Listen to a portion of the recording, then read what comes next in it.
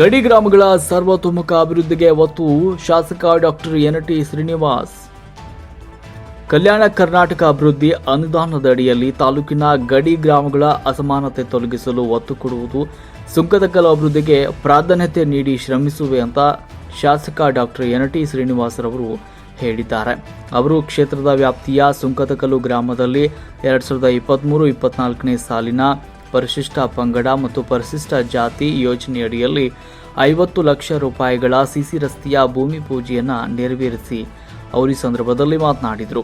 ಸುಂಕದಕಲ್ಲು ಸರ್ವ ಜನಾಂಗದ ಶಾಂತಿಯ ತೋಟದಂತಿದೆ. ಇಲ್ಲಿ ಸರ್ವ ಜನಾಂಗದವರೆಲ್ಲರೂ ಕೂಡ ತುಂಬ ಸೌಹಾರ್ದತೆಯಿಂದ ಸಹಬಾಳ್ವೆಯಿಂದ ಜೀವಿಸ್ತಾ ಇದ್ದಾರೆ. ಸುಂಕದಕಲ್ಲು ನಿಜಕ್ಕೂ ಕೂಡ ಶಾಂತಿ ಸೌಹಾರ್ದತೆಗೆ ಸಾಕ್ಷಿಯಾಗಿದ್ದು ರಾಜ್ಯದಲ್ಲಿ ಮಾದರಿ ಗ್ರಾಮವಾಗಿದೆ ಎಂದರು.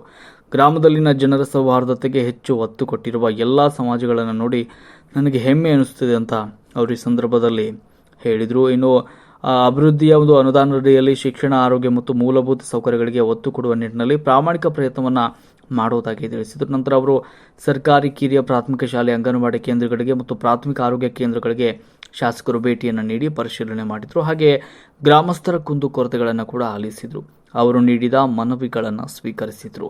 ಈ ಸಂದರ್ಭದಲ್ಲಿ ಅಧಿಕಾರಿಗಳು, ಗುತ್ತಿಗೆದಾರರು, ಮುಖಂಡರಾದ ನಾಗರಕಟ್ಟೆ ರಾಜಣ್ಣ, ಗ್ರಾಮದ ಪ್ರಮುಖ ಮುಖ್ಯಸ್ಥರು ಮತ್ತು ಗ್ರಾಮ ಪಂಚಾಯತ್ ಸದಸ್ಯರು ಹಾಗೂ ವಿವಿಧ ಜನಪ್ರತಿನಿಧಿಗಳು, ನೆರೆಹೊರೆಯ ಗ್ರಾಮಗಳ ಗ್ರಾಮಸ್ಥರು ಉಪಸ್ಥಿತರಿದ್ದು ಶಾಸಕರಲ್ಲಿ ತಮ್ಮ ಅಹವಾಲುಗಳನ್ನು ತೋಡಿಕೊಂಡರು. ವರದಿ ವಿಜಯ ಋಷಭೇಂದ್ರ, ಮಹಾಯುಧ ನ್ಯೂಸ್, ಕೂಡ್ಲಿಗಿ.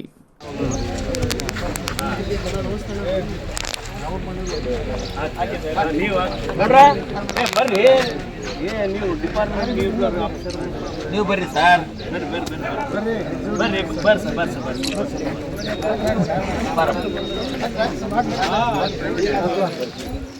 नहीं बस है ना हमारे एम.एल.ए है ना बस 3 ಅಡಿ ತಗೋದ್ರು ಇಲ್ಲಿ 6 ಅಡಿ ತೆಗಿ ಬಾ ಬಾಳದಕ್ಕೆ ಅರ್ಥ ಆಯ್ತು. ಇದು ವಿಶೇಷವಾಗಿ ನಿಮ್ಮೂರು ಹೆಂಗಿದೆ ಅಂದ್ರೆ ಸರ್ವ ಧರ್ಮ ಜನಾಂಗದ ತೋಟ ಇದ್ದಂಗೆ ಐತೆ. ಎಲ್ಲ ಸಮಾಜದಲ್ಲಿ ಇಲ್ಲಿ ಇದೀರಿ, ಅರ್ಥ ಆಯ್ತಾ. ಬಹಳ ಅನ್ಯೋನ್ಯವಾಗಿ ಐತೆ. ಇಂಥದಕ್ಕೆ ನಮ್ಮ ಕರ್ತವ್ಯ ಈಗ, ಅರ್ಥ ಆಯ್ತಾ. ನಾನು ಸುಮ್ಮನೆ ಎಲೆಕ್ಷನ್ ಟೈಮಲ್ಲಿ ಬಂದು ಹೋಗೋದ್ರೆ ಆಗೋದಿಲ್ಲ, ಅರ್ಥ ಆಯ್ತಾ. ನೀವು ಒಂದು ಆಶೀರ್ವಾದ ಮಾಡಿದ್ರಿ, ಅದು ಉಳಿಸ್ಕೊಳ್ಳೋಂಥ ಪ್ರಾಮಾಣಿಕ ಪ್ರಯತ್ನ ಖಂಡಿತ ಮಾಡಿ. ಎಲ್ಲರೂ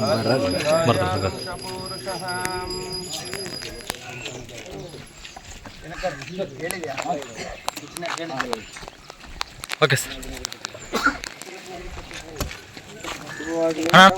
ಚೆನ್ನಾಗಿ ಮಾಡ್ರಪ್ಪ, ದಯಮಾಡಿ. ಆಮೇಲೆ ಹೈಸ್ಕೂಲ್ ಕೂಡ ಮುಂದಿನ ವರ್ಷಕ್ಕೆ ನಿಮ್ಮೂರಿಗೆ ಮಾಡ್ತಾರಂತ ದಯಮಾಡಿ ಅದಕ್ಕೂ ನೆಕ್ಸ್ಟ್ ಫೋನ್ ಬಂದು ಯಶಸ್ವಿ ಆಗಬೇಕಂತ ಎಲ್ಲರಲ್ಲಿ ಎಲ್ಲರಿಗೂ ನಮಸ್ಕಾರ. ಗೌರಿ ಗಣೇಶ ಹಬ್ಬದ ಹಾರ್ದಿಕ ಶುಭಾಶಯಗಳು.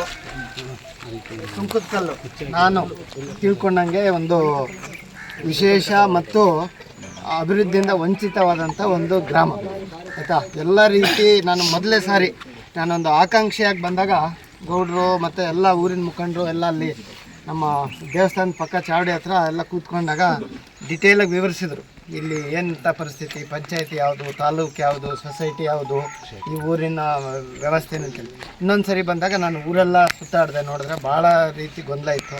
ನಾನು ಅದಕ್ಕೋಸ್ಕರನೇ ಶಾಸಕನಾದ ಕೂಡಲೇ ಸುಮಾರು ಇದು ಒಂದು ವಿಶೇಷ ಅನುದಾನ ಕೊಡಬೇಕು. ಇದು ಕಲ್ಯಾಣ ಕರ್ನಾಟಕದಲ್ಲಿ ಒಂದು ಗ್ರಾಮ ಪಂಚಾಯತಿಯಿಂದ, ತಾಲೂಕಿಂದ, ಸೊಸೈಟಿಯಿಂದ ಎಲ್ಲ ವಿವಿಧ ಇಲಾಖೆ, ವಿವಿಧ ಕ್ಷೇತ್ರಕ್ಕೆ ಹೊಂದ್ಕೊಂಡೆ ಅಂದರೆ ಎಲ್ಲ ರೀತಿಯ ಅಭಿವೃದ್ಧಿ ವಂಚಿತ ಆಗಿದೆ. ಇದಕ್ಕೊಂದು ವಿಶೇಷ ಪ್ಯಾಕೇಜ್ ಕೊಡಬೇಕು 2 ಕೋಟಿಗೆ ಅಂತೇಳ್ಬಿಟ್ಟು ನಾನು ಮುಂಚೆನೇ ಮನವಿ ಸಲ್ಲಿಸಿದ್ದೆ. ಅದರ ಬೇಡಿಕೆ ಆಗಿ ಮೊದಲನೇ ಭಾಗವಾಗಿ ಒಂದು 50 ಲಕ್ಷ ಕೊಟ್ಟಿದ್ದಾರೆ.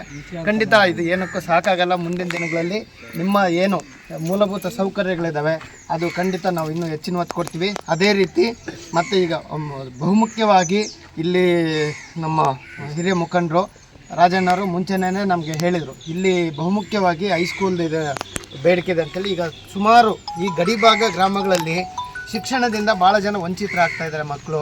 ಇದರಿಂದ ಈ ಬಾಲ್ಯ ವಿವಾಹಗಳು ಮತ್ತು ಬೇರೆ ಬೇರೆ ರೀತಿ ತೊಂದರೆಗಳಾಗ್ತಾ ಇದ್ದಾವೆ. ಇದನ್ನು ಮನಗಂಡು ನಾವೀಗಾಗಲೇ ಕಲ್ಯಾಣ ಕರ್ನಾಟಕ ಏನು ಅಕ್ಷರಾವಿಷ್ಕಾರದಲ್ಲಿ 6 ಹೈಸ್ಕೂಲ್ಸು ನಾವೀಗಾಗಲೇ ಕೊಟ್ಟಿದ್ದೀವಿ ನಮ್ಮ ಅನುದಾನದಲ್ಲೇ.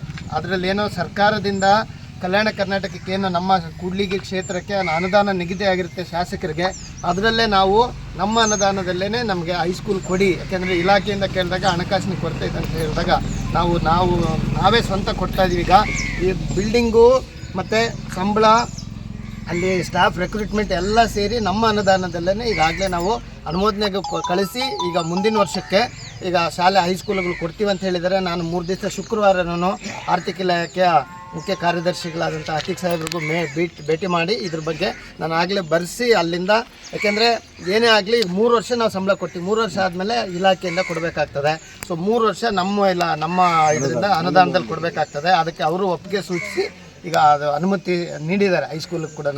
ಮುಂದಿನ ದಿನಗಳಲ್ಲಿ ಅದಕ್ಕೂ ನಾವು ಬಂದು, ಯಾಕೆಂದರೆ ಇಲ್ಲಿ ಶಿಕ್ಷಣ ಭಾಳ ಇಂಪಾರ್ಟೆಂಟ್. ಯಾಕೆಂದರೆ ಒಂದು ದಿವಸ ಅವತ್ತು ಬಂದಾಗ ಸಾಯಂಕಾಲ ಹೊತ್ತಿನಲ್ಲಿ ಒಂದು ಹೆಣ್ಮಕ್ಳು ಟ್ಯೂಷನ್ ಮಾಡ್ತಾರೆ, ಅಷ್ಟೊಂದು ಜನಕ್ಕೆ 100 ಜನ ಮಕ್ಕಳು ಚಿಕ್ಕರಿಂದ ಭಾಳ ಖುಷಿ ಆಯಿತು ಇದ್ರದ್ದು. ಅಂಥ ಒಂದು ಇದರಲ್ಲಿ ಯಾವುದು ಮಕ್ಕಳು ಶಿಕ್ಷಣದಿಂದ ವಂಚಿತರಾಗಬಾರ್ದು ಅಂತೇಳಿ. ಅದೇ ರೀತಿ ಮೂಲಭೂತ ಸೌಕರ್ಯಗಳಿಗೆ ಇನ್ನೂ ಹೆಚ್ಚಿನ ಅನುದಾನ ಬೇಕಿದೆ. ಖಂಡಿತ ಮುಂದಿನ ದಿನಗಳಲ್ಲಿ ಏನೇನೋ ಬೇಡಿಕೆ ಇಟ್ಟಿದ್ರೆ ಎಲ್ಲದನ್ನೂ ನಿರ್ವಹಿಸೋಂಥ ಕೆಲಸ ಖಂಡಿತ ಮಾಡಿ.